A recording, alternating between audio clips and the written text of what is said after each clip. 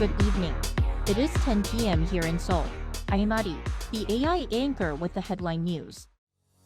Police on Wednesday summoned Ju So-ho, spokesperson of the Korean Medical Association Emergency Committee for questioning over the ongoing trainee doctors' walkout.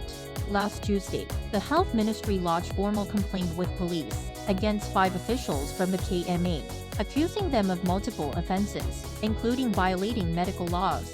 This came as some 7,000 doctors in training now face proceedings aimed at suspending their medical licenses. On Tuesday, the government began sending out advance notices about the administrative procedures facing doctors who have not returned to their posts in defiance of a return-to-work order. Should the administrative actions be upheld, their medical licenses will be suspended for 3 months. Consumer prices in South Korea once again rose by over 3% on year last month, mainly due to higher prices for agricultural products and unstable oil prices. According to data released by Statistics Korea on Wednesday, the country's consumer price index, a key gauge of inflation, rose 3.1% in February compared to the same month a year ago. Prices for agricultural products, energy, industrial products, and services were all up on year in February, with agricultural products and energy mainly driving the overall increase, rising 11.4% and 4.9% respectively.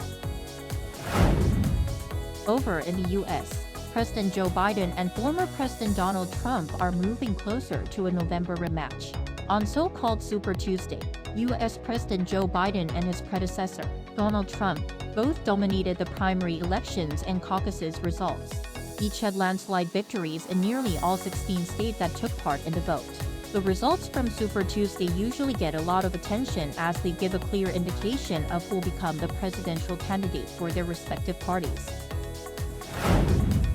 During the cabinet meeting on Wednesday, President Yoon said that the ongoing ROK-US combined military exercise, the Freedom Shield, will reaffirm the Allied forces' solid combined defense posture. He added that there is a high chance of North Korean provocations attempting to disturb South Korean society ahead of the upcoming general election.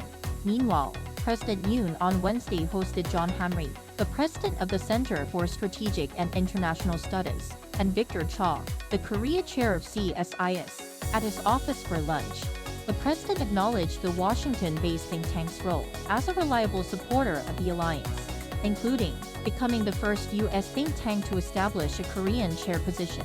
The CSIS chief responded by saying that the South Korea-U.S. alliance is making significant strides under the president's leadership.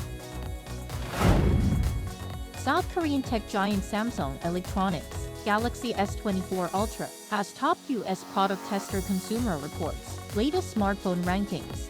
According to industry sources on Wednesday, the Galaxy S24 Ultra scored 87 points out of 100, beating out Apple's iPhone 15 Pro Max. Consumer Reports praised the phone for its AI features, which it described as being both practical and impressive.